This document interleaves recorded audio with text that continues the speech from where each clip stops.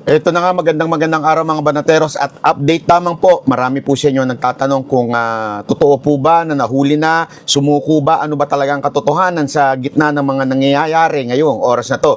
Ngayon po ay September 8, alas 7:43. So, kanina nga ho nag-post si Abalos na sumuko na daw si Pastor Kibuloy. Hindi po totoo yon. Ang totoo po niyan ay hindi po sumuko sa PNP kasi pinalalabas nila na nahuli daw or kung ano-ano man ang sinasabi nila. Hindi po nahuli ng PNP, hindi po sumuko sa PNP. Ito po yung sumuko sa AFP, sa sundalo. Okay? Particular na sa ISAP. Okay? So ito po linawin natin. Ang ISAP po kasi pag nagtrabaho yan, tahimik yan.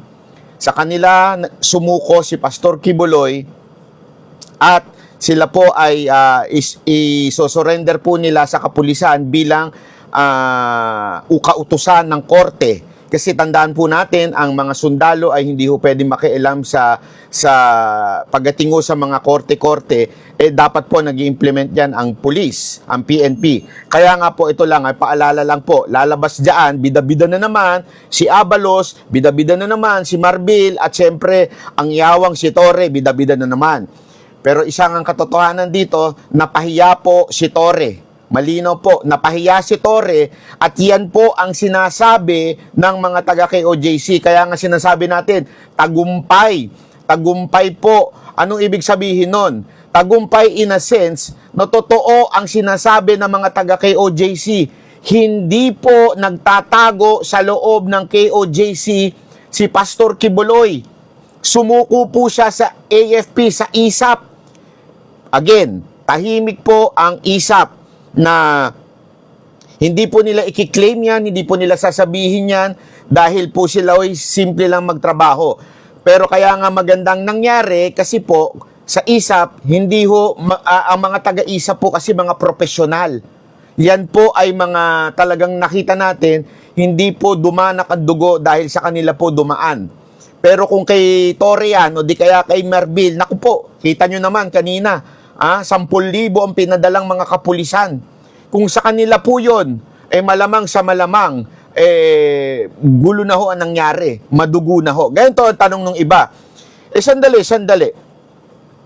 Di ba dahil sa pagpe-pressure ni Torre, kaya sumuko si Kibuloy, si Pastor Kibuloy? Hindi po. Planado na po yan. Sigurado ako, hindi ko pa po alam, sigurado ako na yan po ay planado na ni Pastor Kibuloy. Malamang sa malamang, hindi ko po ito personal na kaalaman malamang sa malamang ay meron na po silang kasunduan before ng AFP o ng ISAP. Hindi natin alam. Pero for sure, sabi nga ni Pastor Kibuloy noon pa, hindi naman niya tatakbuhan ito. Sinasabi niya sa tamang forum lang, sa tamang mga tao lang. Ang problema po kasi ngayon, kung dumaan po sa PNP yung pagsuko, hindi natin alam kung saan idediretso si Pastor Kibuloy. Di ba sinasabi niya, mga Amerikano ang gustong magpahuli at Amerikano ang nag-utos sa kapulisan natin? Malamang sa malamang, kinuha na po siya at dinala na sa Amerika. Kaya nga po sumuko na lang sa sundalo. Sigurado, meron na silang kasunduan na hindi sila isusuko sa Amerikano. Yun lamang po ang gusto ni Pastor Kibuloy. Ibig sabihin, tagumpay po yung pinaplano ni Pastor Kibuloy na harapin ang kaso sa Pilipinas. Hindi yan ang issue. Ayaw lang niya na sa Amerika. Kasi sa Amerika, alam naman natin kung anong gagawin sa kanya. Malamang, sigurado, baka palabasin na tumakas, na nanlaban, dahil gusto siyang mawala ng Amerika. So ganito ang nangyari, kaya tagumpay ito para kay Pastor Kibuloy. Dahil palpak po ang lahat ng intel nito ni Torre na nasa loob ng KOJC. Palpak po lahat ng pinagsasabi niya, lahat ng paghuhukay niya, palpak.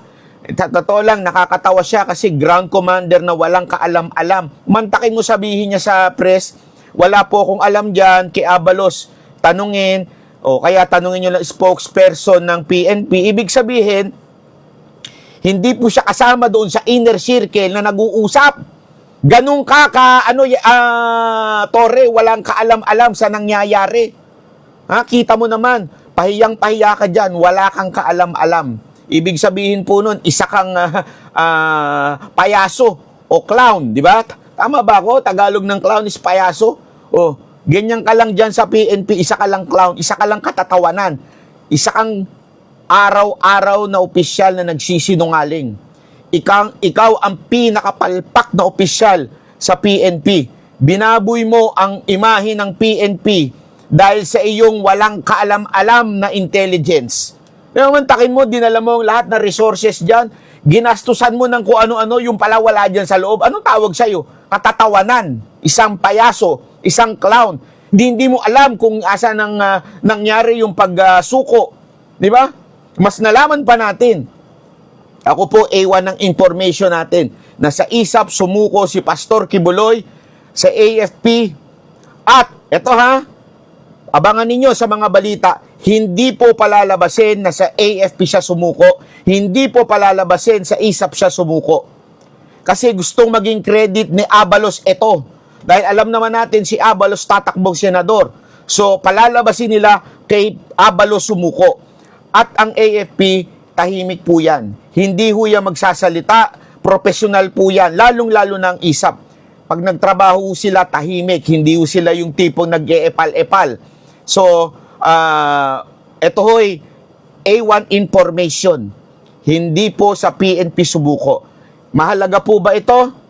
Ito ba ay masasabi nating success? Ito po ba ay kaninong tagumpay? Hindi po ito tagumpay ng PNP.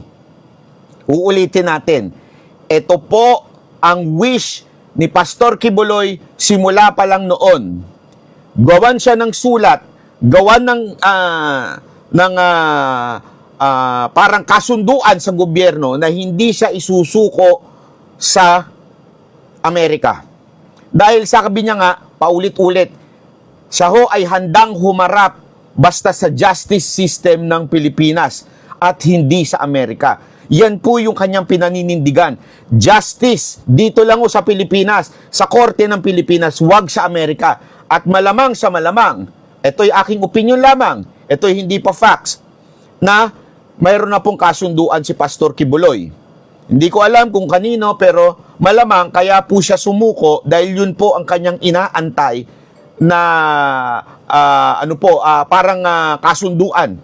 So sa tingin ko yun, basahin ko lang po ang update kasi alam naman natin medyo by the minute ang update. Oh. Ayan. So ito na. Okay? Ayun, ay grabe. Dapat news blackout pero yan ang usapan. Naku po, pabihira. Oo, ng chief. At naku, patay tayo dito. Yung pala usapan daw. Etong si Abalos, anak ng wewe, nagbida-bida na naman.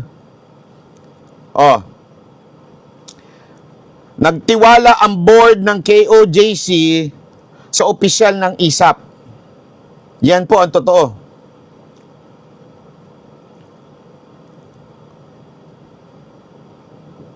Naku.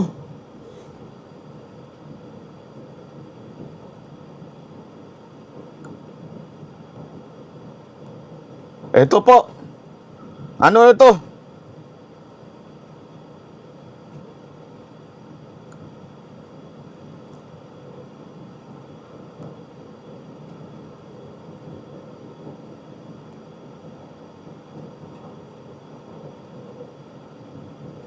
Grabe.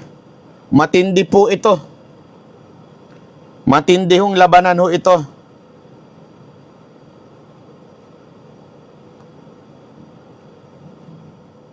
Nako.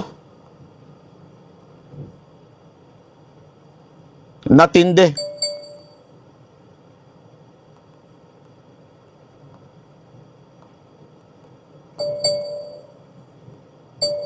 Naku po, sunod-sunod na. Eto na nga. So hanggang dito na lang po muna tayo. Hindi pa po tayo pwede magbigay ng detalye. Okay? Pagpasensyaan nyo na po. Ito lang muna ang ating update. Okay? Maraming salamat po sa lahat ng nanood. Yan po ang hindi official. Ano lang po ito, update lang po ito galing sa akin at sa aking contact. Okay? So maraming salamat po.